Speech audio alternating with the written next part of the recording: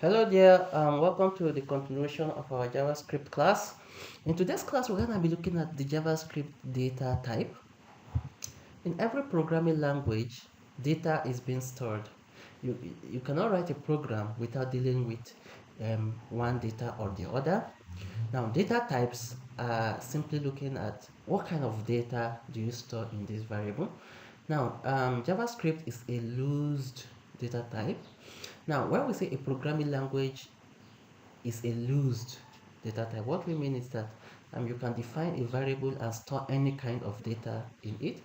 Unlike programming languages like Java, where you have to define where the kind of variable to be stored, the kind of data to be stored in a variable determines the kind of variable you are going to declare, right?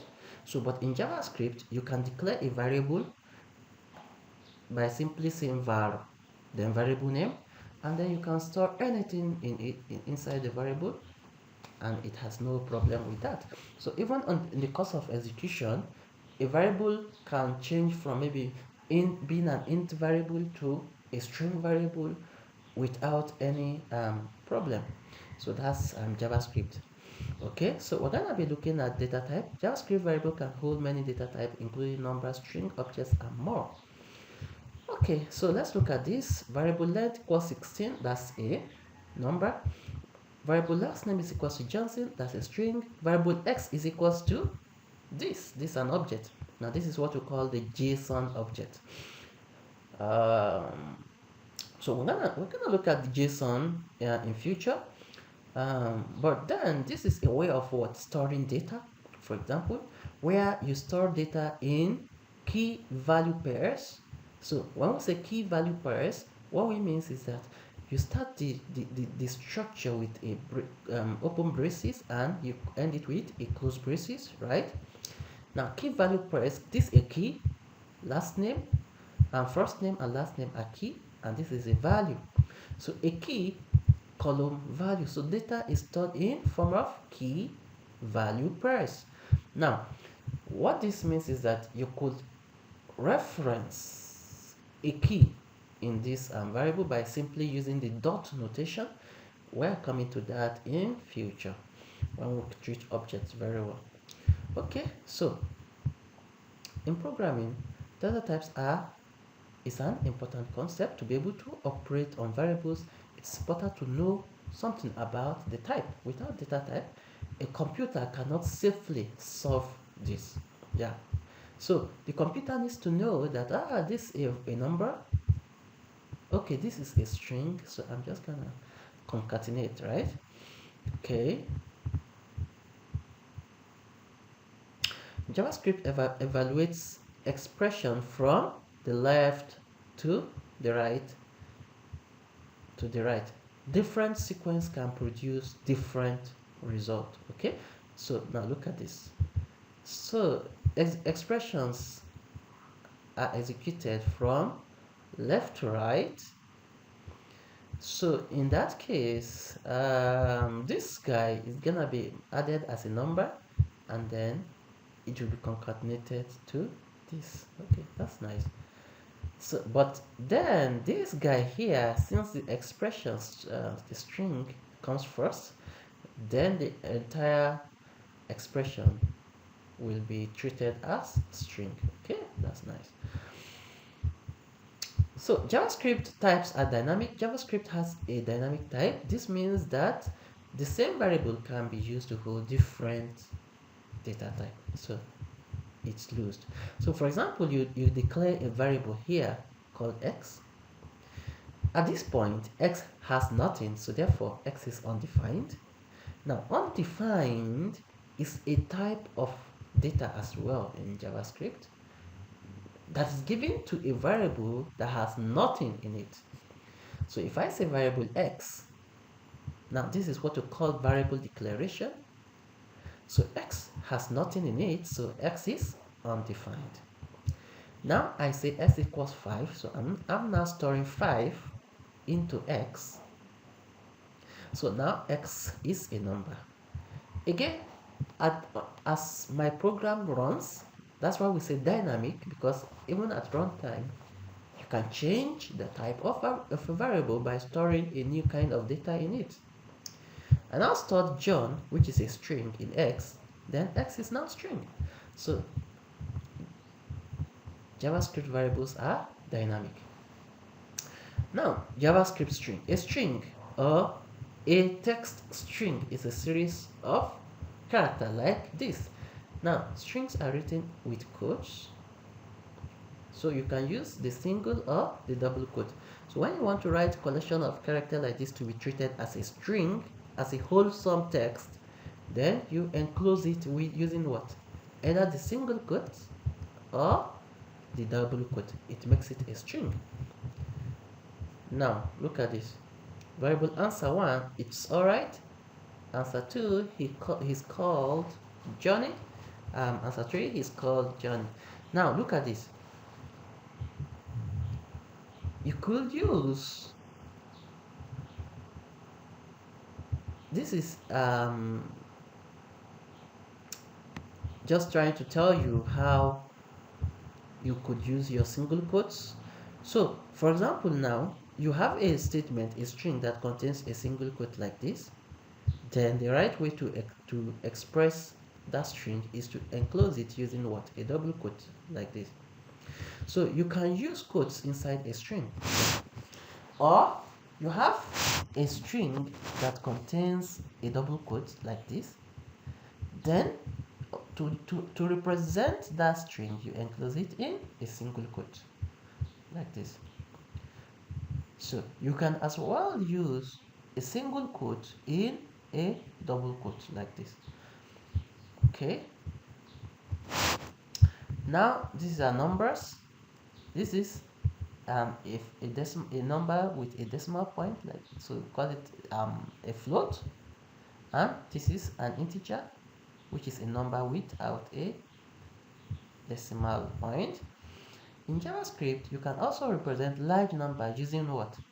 This exponentiation, the scientific exponential notation. For example, you can write 123e5 to represent 123 and extra 5 zeros.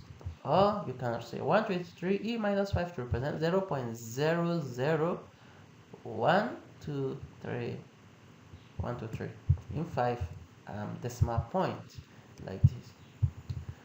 Then we have the JavaScript Boolean. So Booleans can only have two values, which is true or false and nothing else. So a Boolean is a type of variable that can only have, is a type of data type that can only hold one of two values, either a true or a false. So for example, now to look at how Boolean works, x equals 5, y equals 5, z equals 6, x equals y returns true, x equals z returns false. So JavaScript arrays. An array in JavaScript is an object, but arrays are quite different from JSON. So but an array are written in square brackets. Array items are separated by comma. Yeah, the following code declares an array called cars containing 3 items. Okay, so you can see cars is equals to, now you now have the first item to be Saab, second item to be Volvo, and third item to be BMW. Okay, array indexes are 0 base, which means that the first item in the array can be accessed by index 0. So this means square bracket 0 means index 0. Second is on index 1, and so on. Okay, JavaScript object. JavaScript objects are written with curly braces. So we've looked at an array. We're gonna look at this practically soon. And then we're looking at objects. So what's the difference? Major difference between an array and an object is that array are written with square brackets, Objects are written with curly brackets. Objects are written in key value pairs, while array are not written in key value pairs. Okay, so object properties are written as name value pairs or key value pairs separated with comma, but then array just contains values separated with comma. These are complex what? Data types. Okay. The person in the example above has four properties. So we have the first name, the last name, the age, and the eye color. You will learn more about this in this tutorial.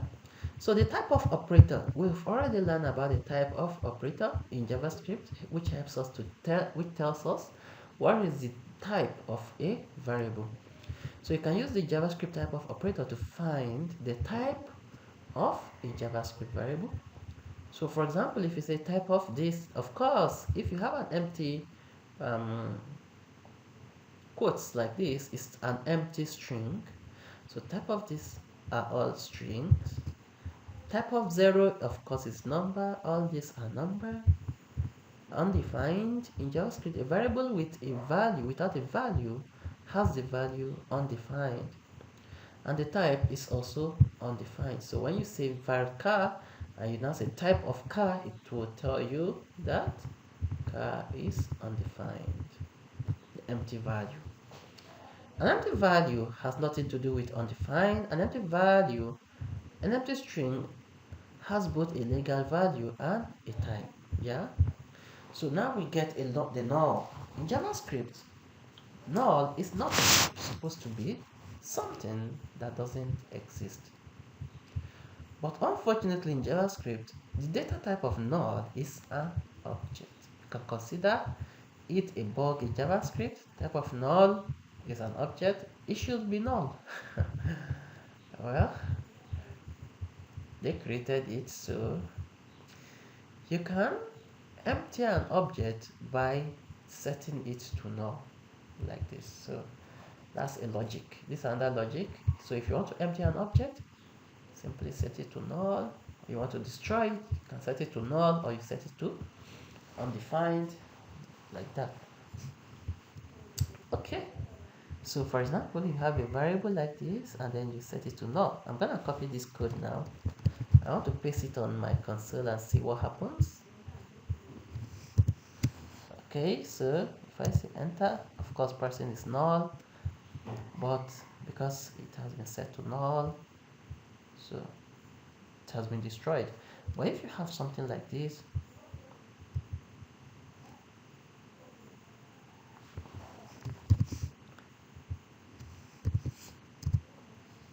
undefined, okay, but then let's look at this. Let's have something like this. Yeah, so because we're in the console, we don't need to put the var and the semicolon. So you can see this an object that contains what four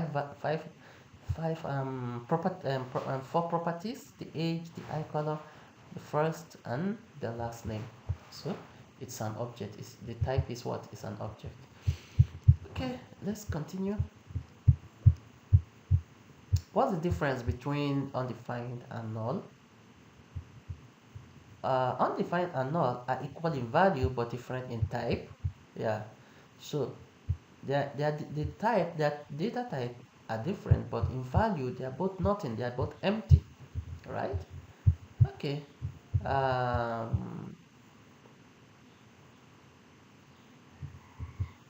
Complex primitive data. So a primitive data value is a single simple data value with no additional properties and method. So the type of operator can return one of these primitive type, which is string, number, boolean, and undefined, and complex data. So the type of operator can return one of two complex type, which is function and object.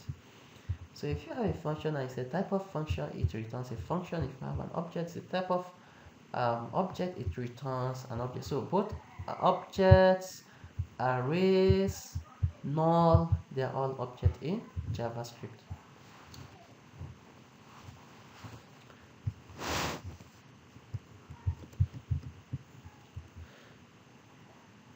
Okay, so this brings us to the end of today's class. See you in the next video.